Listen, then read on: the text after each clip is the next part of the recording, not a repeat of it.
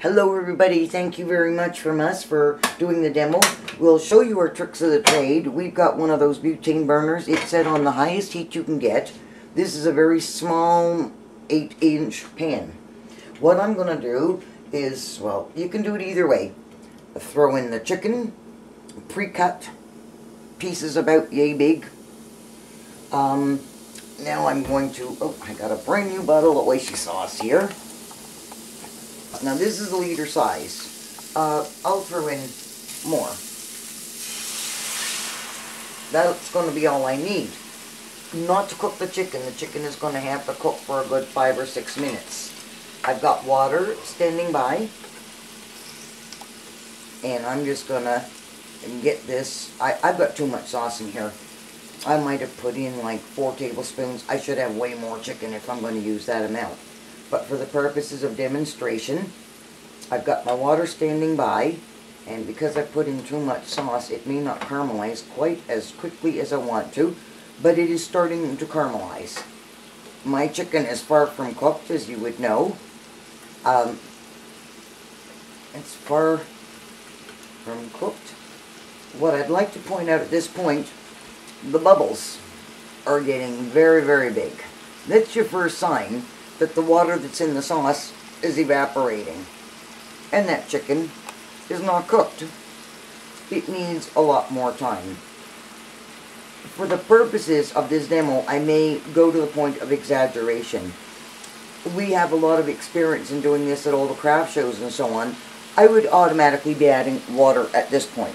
However, let's experiment, and suppose you get to chatting with a customer or something, and you turn around and the bubbles are really big, and it seems like the sauce has disappeared. And I know you don't want to watch a pan of chicken cooking all by itself. Our demo is also going to be done with Arctic Gardens Select. They are the most beautiful green beans in the world, and I've got a bowl of them for the purposes of a demo, already cooked to my desired doneness. And what I'll do, and I would recommend toothpicks, which I will get at the end. I think paper plates and napkins and stuff is a waste of time. I'll show you. Now you can see there is barely any sauce left. And of course, my chicken is still not done. Do not add more sauce. Water is your best friend. Yeah, and I just gooped. And that's probably even more water than you need. But if it's too much water, because you guys are going to be working this for hours, it's still boiling because I'm on my highest heat setting. I am just going to let that boil away. I've already talked about the Arctic Gardens. So at this point, that chicken is just going to keep boiling, and I will keep moving it around. I'm sorry.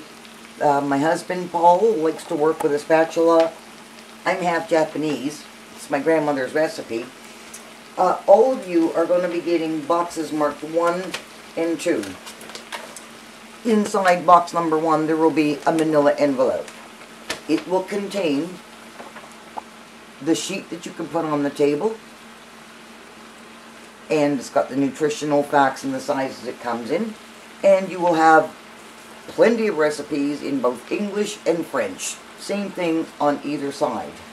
That is coming with your package, so please, demonstrators, please look for that. Paul's right, I added too much water. Again, as you can see, the chicken is still cooking. There's lots of juice. I did not add any more Oishi sauce. If this chicken had to go on for another 5-6 minutes, which it won't, I would just keep adding water as it evaporates. At this moment, I'll just keep that moving. I'm going to go get some toothpicks so I can show you the best and easiest way to put out demonstrations. Now, Sobeys has these usually by the dental department where the toothpaste and so on is. Just plain, ordinary, pointed toothpicks. If you use the flat ones, you're going to hate us and you. Okay, my chicken is good now. And there we go. It is golden and gorgeous. At this point now, I'm going to throw in my beans. A little splash They're of already water. cooked. They're already cooked. to just the way I like them. We're not cooking the beans at this process. We are adding beans the way we like it. You can probably hear.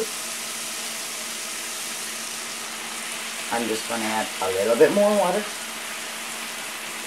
I'm just going to make sure the beans get plenty of Oishi sauce and the taste.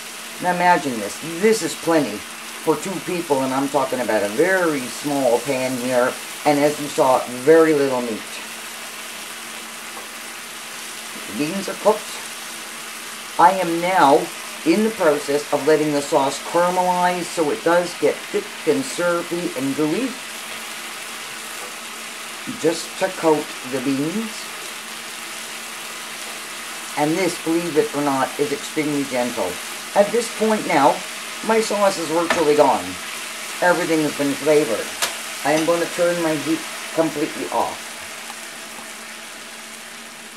Can you see how golden and beautiful that piece of chicken is? Low enough. That's okay. Okay, Paul's talking to me, our cameraman. So, the best way to serve this, spear a bean, spear a piece of meat. I'll use my bean plate and just show you. Spear a bean, spear a piece of meat. There you go.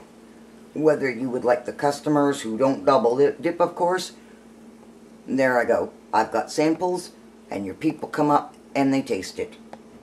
Yes, vegetarians are going to ask, were the beans cooked separately from the meat? Not this way, no. And if they're very fussy, they won't take it. These beans are gorgeous. They cook quickly, they're beautiful, they're tender, and I can't tell you what a yummy morsel that is. I've ended up with no sauce. My beans are coated. The chicken is gorgeous. There you go. That's Oishi sauce. Thank you very much. Good luck. Call us if you have any problems at all. We're at 902-583-3430. Call with any questions. Good luck with the demo, and thank you all very much for your time and consideration.